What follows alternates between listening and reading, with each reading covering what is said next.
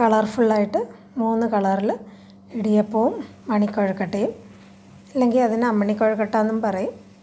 എങ്ങനെയാണ് artificial colour ചേർക്കാതെ നാച്ചുറലായിട്ട് പച്ചക്കറികളൊക്കെ കൂടെ ചേർത്ത് തയ്യാറാക്കുന്നതെന്നാണ് ഇന്ന് ഈ വീഡിയോയിൽ കാണിക്കുന്നത്. അതിനായിട്ട് സാഫ്രൺ കളറിന് ക്യാരറ്റും തക്കാളിയും കാശ്മീരി മുളക് പൊടിയുമാണ് എടുത്തിരിക്കുന്നത്. അതുപോലെ പച്ച കളറിന് ഇതുപോലെ പാലക്കൊന്ന് തിളപ്പിച്ച് അത് ഊറ്റി തണുത്ത വെള്ളത്തിൽ കഴുകിയതിന് ശേഷം വെള്ളം നന്നായിട്ട് വാർന്നു വരുമ്പോൾ അതിലേക്ക് സ്വാദിനാവശ്യമുള്ള പച്ചമുളകും ശകലം പുതിനയും മല്ലിയിലയും കൂടെ ചേർത്ത് വേണം അരയ്ക്കാനായിട്ട്. പാലക്ക ഒരു 2 മിനിറ്റ് തിളപ്പിച്ചാൽ മതി. ഇതൊക്കെ അവരവരുടെ സ്വാദിനാവശ്യമുള്ള മല്ലിയിലയും ശകലം പുതിനയിലയും ചേർക്കുന്നുണ്ട്. നന്നായിട്ടൊന്ന് അരച്ചെടുക്കുക. വെള്ളം ചേർക്കേണ്ട ആവശ്യം വരത്തില്ല.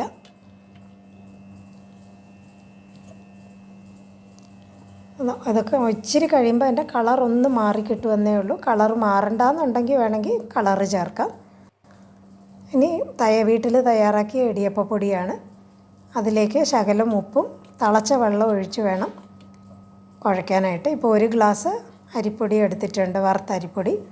അതിലേക്ക് 1.25 മുതൽ 1.5 ഗ്ലാസ് വരെ, ഓരോരോ അരിക്ക് ശകലം കൂടുകയും ചിലതിന് 1.5 ഗ്ലാസും മതിയാവത്തില്ല, ശകലം കൂടെ വേണ്ടി വരും. ഇതുപോലെ ശകലം ഒഴിച്ച് കുഴച്ചെടുക്കുമ്പോൾ നന്നായിട്ട് പ്രസ് ചെയ്ത് കുഴച്ച് വെച്ചാൽ മതി. അതിൽ ഉതിർന്ന് കിടക്കുന്ന പൊടി കാണാൻ പാടില്ല, അത്രയ്ക്കേ വെള്ളം ഒഴിക്കാവൂ. വെള്ളം കൂടിപ്പോയെങ്കിലും നമുക്ക് ഇടിയപ്പം ഉണ്ടാക്കുമ്പം ഒരു ശകലം ഒട്ടിപ്പിടിക്കും. ഇതുപോലെ നന്നായിട്ട് കുഴച്ചെടുത്തതിന് ശേഷം ഒരു 5 മിനിറ്റ് മാറ്റി വയ്ക്കുക. എന്നിട്ട് ആ ചൂടോടുകൂടെ തന്നെ കുഴച്ചെടുക്കണം. ഒരു ടീസ്പൂൺ വെളിച്ചെണ്ണയും കൂടെ ചേർത്ത്, ഇതിപ്പം 1.5 ടീസ്പൂൺ വെളിച്ചെണ്ണ ചേർത്തിട്ടുണ്ട്. ഇതുപോലെ ചൂടായതുകൊണ്ട് ഇതുപോലെ ഒരു ഗ്ലാസ് വെച്ച് കുഴയ്ക്കുകയാണെങ്കിൽ നമുക്ക് നന്നായിട്ട് അമർത്തി കുഴയ്ക്കാനും പറ്റും. കയ്യിൽ ചൂട് തട്ടുകയില്ല. ഒന്ന് ചൂട് തണുത്ത് കിട്ടുമ്പം വേണമെങ്കിൽ കൈ കൊണ്ടും കുഴയ്ക്കാം. നല്ല മയം കിട്ടാനായിട്ടാണ് ഇതുപോലെ ചൂടോടുകൂടെ തന്നെ കുഴച്ചെടുക്കുന്നത്. നല്ല ഒട്ടും ഒട്ടിപ്പിടിക്കാതെ നല്ല അമ്പമ്പായിട്ട് നമുക്ക് ഇടിയപ്പം കിട്ടുകയും ചെയ്യും. കുഴക്കട്ടയാണെങ്കിലും മണിക്കുഴക്കട്ടയാണെങ്കിലും വായിലിട്ടാൽ നല്ല മൃദുവായിട്ട് കിട്ടും. അതിനാണ് ഈ കുഴച്ചെടുക്കുന്നത്. നന്നായിട്ട് നല്ലോണം കുഴച്ചതിന് ശേഷം മാവ് ഇതുപോലെ നന്നായിട്ട് ഉരുട്ടി ഒരു പാത്രത്തിൽ അടച്ച് വയ്ക്കണം, ഇല്ലെങ്കിൽ മാവ് ഉണങ്ങിപ്പോവും. ഇനി ബാക്കി 2 രീതിയിലുള്ള മാവും കൂടെ തയ്യാറാക്കാം. അതിനും ഇതുപോലെ 1 ഗ്ലാസ് മാവിൽ ആവശ്യത്തിനുള്ള ഉപ്പും, ഇതിലേക്ക് ആദ്യം 3/4 ഗ്ലാസ് ചൂടുവെള്ളം മാത്രമാണ് ഒഴിക്കുന്നത്.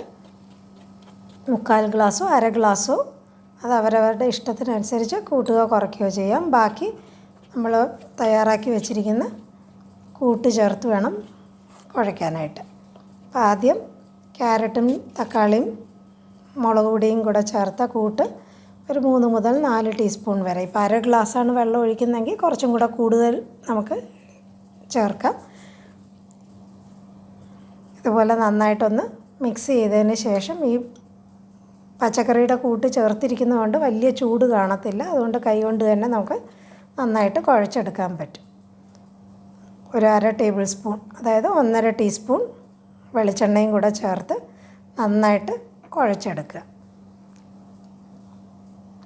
കയ്യിലൊട്ടും ഒട്ടിപ്പിടിക്കാതെ നല്ല ബോളായിട്ട് വരുന്ന രീതിയിൽ ഇതുപോലെ കുഴച്ചെടുക്കുക. ഇതേപോലെ തന്നെ പാലക്കിൻ്റെ പേസ്റ്റ് വെച്ച് പച്ച കളറിലുള്ള മാവും തയ്യാറാക്കിയെടുക്കാം. 1 ഗ്ലാസ് പൊടിക്ക് ആവശ്യത്തിനുള്ള ഉപ്പും, ഇതിൽ 1/2 ഗ്ലാസ് വെള്ളമാണ് ഞാൻ ഒഴിച്ചിരിക്കുന്നത്. ചൂടുവെള്ളം, തിളയ്ക്കുന്ന വെള്ളം തന്നെ ഒഴിക്കണം. 1/2 ഗ്ലാസ് വെള്ളം ഒഴിക്കുമ്പോൾ നമുക്ക് കൂടുതൽ പേസ്റ്റ് ചേർക്കാവുന്നതാണ്.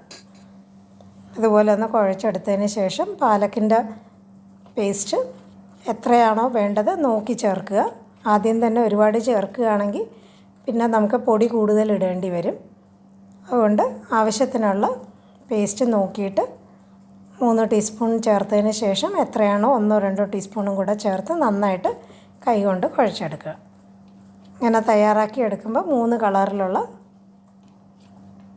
മാവ് നമുക്ക് കിട്ടും. ഇതിൽ പച്ച കളറോ ഓറഞ്ച് കളറോ ഒന്നും നമ്മൾ ചേർക്കാതെ വെളിച്ചെണ്ണയും കൂടെ ചേർത്ത് ഇതുപോലെ കുഴച്ചെടുക്കുക. പച്ചക്കറികൾ മാത്രം വെച്ചാണ് കളറ് തയ്യാറാക്കി എടുത്തിരിക്കുന്നത്.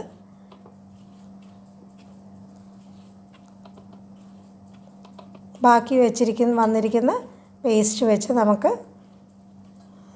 സാബുദാന കിച്ചടി ഉണ്ടാക്കാം, ഇല്ലെങ്കിൽ ദോശയിൽ മാവിൽ ചേർത്ത് പല കളറിലുള്ള ദോശ ഉണ്ടാക്കാം. എന്ത് വേണമെങ്കിലും നമുക്ക് തയ്യാറാക്കാവുന്നതാണ്. ആദ്യം മണിക്കുഴക്കട്ട ഇല്ലെങ്കിൽ അമ്മണിക്കുഴക്കട്ട ഇതുപോലെ മാവെടുത്ത് ചെറിയ ചെറിയ ഉരുളകളാക്കി വെക്കുകയാണെങ്കിൽ 3 കളറിലുള്ള മണിക്കുഴക്കട്ട കിട്ടും.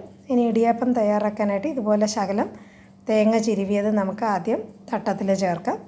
ഇത് ഇഷ്ടമുള്ളവർ ചേർത്താൽ മതി, ഇല്ലെങ്കിൽ ഇടിയപ്പം ഇതുപോലെ തന്നെ പിഴിഞ്ഞെടുത്താൽ മതി. അതിന് ഇടിയപ്പ നാഴിയിൽ ഇതുപോലെ ചെറിയ ഹോളുള്ള ചില്ലാണ് ഇട്ടിരിക്കുന്നത്. ആദ്യം വെള്ള കളറിലുള്ള മാവ് തന്നെ നിറയ്ക്കുന്നുണ്ട്. കാരണം മറ്റേ കളർ മാവ് ആദ്യം നിറയ്ക്കുകയാണെങ്കിൽ പിന്നെ വെള്ള കളർ മാവ് നിറയ്ക്കുമ്പം കളറിൻ്റെ ഒരു അംശം ഇതിലേക്ക് വരാൻ ചാൻസ് ഉണ്ട്. അതുകൊണ്ട് ആദ്യം വെള്ള കളറുള്ളത് പിഴിഞ്ഞ് തീർത്തതിന് ശേഷം ബാക്കിയുള്ള കളറുകൾ പിഴിയുക. പതാകയിൽ നടുക്ക് വെള്ളയായതുകൊണ്ട് അപ്പുറത്തും ഇപ്പുറത്തും വെള്ള പിഴിഞ്ഞിട്ട് മുകളിലും താഴെയായിട്ട് മറ്റ് 2 കളറിലുള്ള മാവ് ഇതുപോലെ തന്നെ നാഴിയിൽ നിറച്ച് പിഴിഞ്ഞെടുക്കുക.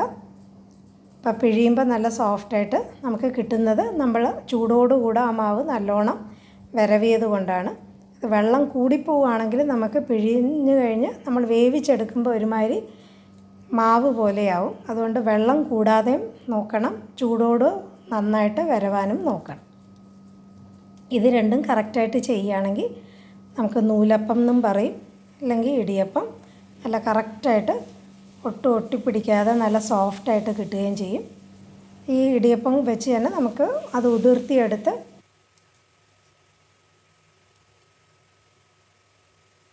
താളിച്ചെടുത്ത് ഉപ്പുമാവ് പോലെയോ ബിരിയാണി പോലെയൊക്കെ നമുക്ക് ചെയ്യാവുന്നതുമാണ്. സ്റ്റീമറിൽ നന്നായിട്ട് വെള്ളം തിളച്ചതിന് ശേഷം വേണം പ്ലേറ്റ് വെക്കാനായിട്ട്. എന്നിട്ടൊരു 10-15 മിനിറ്റ് നന്നായിട്ട് ആവി കയറ്റി എടുക്കുകയാണെങ്കിൽ എല്ലാം നന്നായിട്ട് വെന്തിരിക്കും. ഇതുപോലെ ബാക്കിയുള്ള ഈ മണിക്കുഴക്കട്ട അല്ലെങ്കിൽ അമ്മണിക്കുഴക്കട്ട ഇതുപോലെ തന്നെ ചെമ്പിൽ വെച്ച് 10-15 മിനിറ്റ് ആവി കയറ്റി എടുക്കുക. നന്നായിട്ട് തണുത്തതിന് ശേഷം നമുക്കത് വിളമ്പാവുന്നതാണ്. പ്ലേറ്റിൽ നിന്ന് എടുക്കുകയാണെങ്കിൽ ഒന്ന് തണുത്തതിന് ശേഷം എടുക്കണം.